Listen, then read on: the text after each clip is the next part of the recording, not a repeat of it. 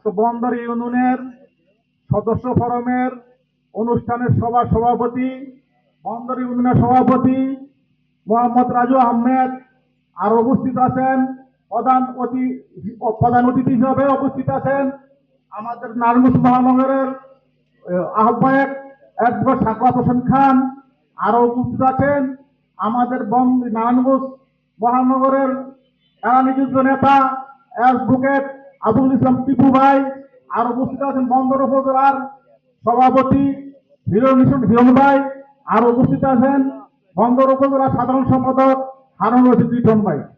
আচ্ছা, আমার একটা কথা হলো ভাই, আমরা শোনেন,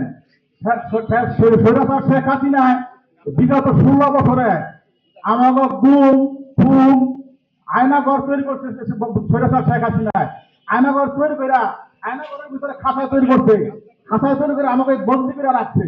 ঠিক আছে, ঠিক ইয়ার পরে আমাকে তোমার হামলায় আমার জর্জরিত করে লাগছে। এই 16 বছরের মধ্যে আমার কোনো বাড়ি ঘর থাকতেও দেয় নাই।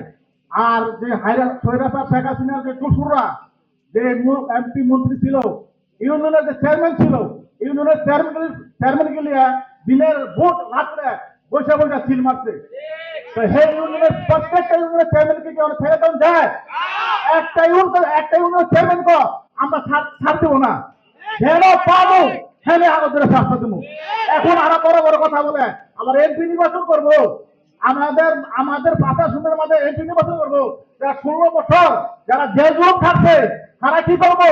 হ্যাঁ, এখন আমুল চাষি সরে কুসুররা এখন আবার ক্ষমতা এমপি নির্বাচন করবো।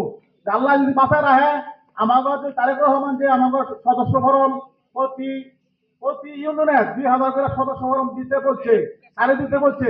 যারা বিএনপির ভালোবাসে, যারা বিএনপির মহব্বত করে, যারা বিএনপির ভোট দেয়, শামসিক মার্কায় ভোট দেয়, তাদের মনে করেন বাচ্চা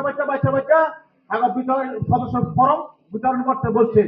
আর আমরা যেহেতু 9টা ওয়ার্ডের মধ্যে 9টা একটা ইউনিয়নের মধ্যে 9টা করে ওয়ার্ড আছে, প্রতিটা ওয়ার্ডে প্রথম হলো প্রতি ইউনিয়নে 31 সদস্য কমিটি আমরা, এর পরে প্রতি ইউনিয়নে 31 সদস্য কমিটি, প্রতি ওয়ার্ডে 31 সদস্য কমিটি।